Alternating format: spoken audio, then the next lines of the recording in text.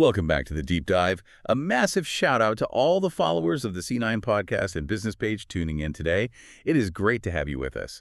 I'm Lex from the C9 podcast show, and I'm genuinely pumped for this conversation because we are tackling a monster that is, well, quietly eating Australian businesses alive. It really is. Hi, everyone. I'm Vera, also from the C9 podcast show. And when you say eating businesses alive, you aren't being dramatic at all. We are looking at some numbers today that are honestly going to make a few C-level executives sweat a little. Oh, absolutely. So let's unpack this. We've got a stack of research here, including a comprehensive guide on unified analytics. And here's the headline stat that just floored me. Australian businesses are currently wasting an average of $200,000 to $500,000 every single year. And just to be clear, that isn't money lost on a bad marketing campaign or, rent hikes in Sydney. That is specifically capital wasted on fragmented analytics infrastructure. $500,000 just evaporated because their data systems are a mess. Exactly. It's what we call the Frankenstein approach. You've got a piece of software for this, a tool for that, a warehouse over here, and none of them speak the same language. It's a compliance nightmare, it slows down decision-making, and today our mission is to fix it. We're going to explore the solution, which is this platform called Microsoft Fabric. But, and here's where it gets really interesting, we are also going to expose a new danger in the market, something the industry is calling the AI Cowboy. Vibes coding. Vibes coding. I can't wait to get into that. It sounds funny, but it's actually terrifying. And finally, we're going to explain why skipping the discovery phase of a project is basically setting fire to 6 figures of your budget. So if you are a business owner or an executive wondering why your reports take 2 weeks to generate while your competitors seem to be moving in real time, stick around. Let's dive into the crisis first. What does this fragmentation actually look like on the ground? Because I feel like every business owner I talk to thinks, oh, my data is a little messy, but it's fine. Everyone's messy. It's rarely fine. If you look at the typical mid to large Australian organization, they aren't running one analytics tool. They are running 8 to 12. 8 to 12. Seriously, that seems excessive. How do you even get to that number? It happens incrementally. Think about it. Finance is doing everything in Xero or MYOB. Sales is living in Salesforce or Dynamics. Marketing is over in Google Analytics or HubSpot. Operations has their own ERP.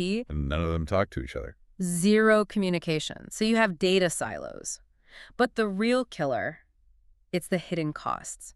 You're paying licensing fees for every single one of those tools. That's anywhere from, say, $15,000 to $75,000 per tool per year. Wow, that adds up fast. Yeah. But surely licensing fees alone don't get us to $500,000 in waste. You're right, they don't. The bigger cost, the invisible one, is wasted time. The research shows that analysts are spending 60 to 80% of their time just wrangling data. Wrangling. That sounds exhausting. It is. It's effectively data janitor work. Imagine exporting a CSV from Xero, trying to match it with a spreadsheet from sales, realizing the customer names are spelled differently. You clean up the columns manually, and then you merge it. They aren't analyzing anything. They aren't looking for profit margins or trends. That is soul-crushing.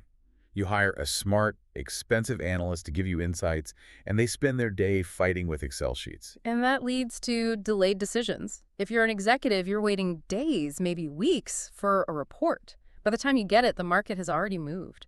Why is this getting worse now? Is it just that we have more software? It's sort of a perfect storm. First, data volume. Australian businesses are generating 40 to 60% more data every single year. The old spreadsheets literally break. They just can't handle the row counts anymore. Then you have the skills shortage. Oh, tell me about it. Trying to find a good Power BI developer right now is like trying to find a needle in a haystack. A very expensive needle. Senior developers are commanding $120,000 to $140,000 salaries. And the retention is terrible. They often leave within 18 months, taking all that institutional knowledge with them. So you have a complex system that breaks constantly, and the only person who knows how to fix it just quit. Precisely. And we can't forget the regulatory side of things. The Australian privacy principles. Crucial for our listeners. If you have customer data scattered across 12 different systems with different logins and security protocols, good luck maintaining governance. It's a ticking time bomb for an audit. Okay, so the house is on fire. Data is everywhere, it's expensive, and it's risky.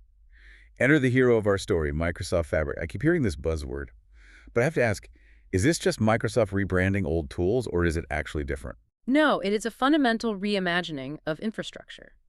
Imagine if you stopped trying to stitch 12 different tools together and just moved into a house that had everything built in. That's Fabric. Instead of separate tools for warehousing, engineering, and data science, it's a single platform built on something called OneLake. OneLake. I assume that's a play on OneDrive. That is exactly the analogy. Think of OneLake as the single source of truth. In the old way, you'd copy data from Salesforce to a warehouse, then to a dataset, then to a dashboard. You have 4 copies of the same data. Which means 4 times the storage cost. Exactly. With OneLake, the data exists once. The data scientist, the BI analyst, and the data engineer all look at the same file. No duplication, storage costs just plummet. That sounds massive for efficiency. But what about speed? I hear people complain all the time that their Power BI reports are slow. You know, the little spinning circle of death while the boss waits. This is my favorite part. Fabric introduces DirectLake mode. DirectLake sounds fast. How does it work? It's a superpower. Usually you have to choose between import mode, which is fast, but the data is old, or direct query, which is real-time but slow because it has to ask the server for data every time you click. DirectLake gives you both. You get the blazing speed of import mode, but with no data movement, so it's always fresh. So no more waiting for the overnight refresh to see yesterday's sales. Gone. You're seeing what's happening now, and because it's all one platform, you have unified governance. One security policy covers everything. For Australian compliance, that is an absolute game changer. Does this actually work in the real world, though? Or is it just marketing hype? The results are very real. We have a case study here of a national retail chain. They integrated their POS, e-commerce, and inventory into Fabric. They saved $2.3 million annually just from optimized purchasing. $2.3 million? Just from better data? Yes. Because they could see inventory in real time, they stopped over-ordering. They saw a 28% improvement in inventory turnover. Or take a Melbourne manufacturer, they consolidated 5 systems into one, cut infrastructure costs by 42%, and cut unplanned downtime by 35%. That's the dream.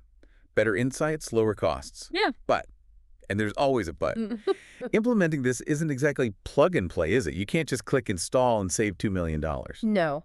And this brings us to the trap. Because everyone wants these results, a lot of businesses are turning to the cheapest option they can find to build it.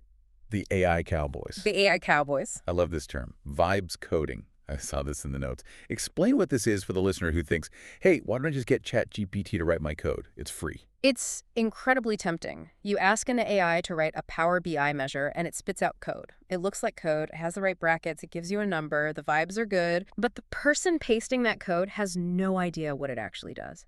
It's like using Google Translate to perform surgery. Sure, you know the word for scalpel, but you don't know where to cut or why. That is a terrifying visual. But does it matter if the code works? But does it work, though? That's the question. The classic trap is the demo trap. The AI Cowboy builds a dashboard using, say, 100 rows of sample data. It works perfectly. It's fast. Everyone is happy. Then you push it to production with 10 million rows. And it crashes. It grinds to a halt. Because the AI wrote bad DAX code, maybe it's iterating through every single row instead of aggregating. A human expert knows better. The AI just knows it looks right. What about security? That's my big worry with AI-generated stuff. Huge risk. We've seen AI-generated security roles that accidentally expose sensitive data. Imagine a row-level security script that's supposed to hide salaries, but because of a logic error, it shows everyone everything. In Australia, that's a privacy breach. That's a fine. And then you're stuck with code nobody understands. Exactly. It's unmaintainable spaghetti code. No comments, convoluted logic. If the business requirements change, you have to rebuild from scratch because no one understands the AI-generated logic. So let's look at the dollars. Because the appeal of the AI Cowboy is the price tag. I can get this built for $15,000. Right, but let's do the math. You pay the $15,000, then it breaks. You pay $10,000 for emergency fixes, then you realize it's unscalable, so you pay $20,000 for a rebuild.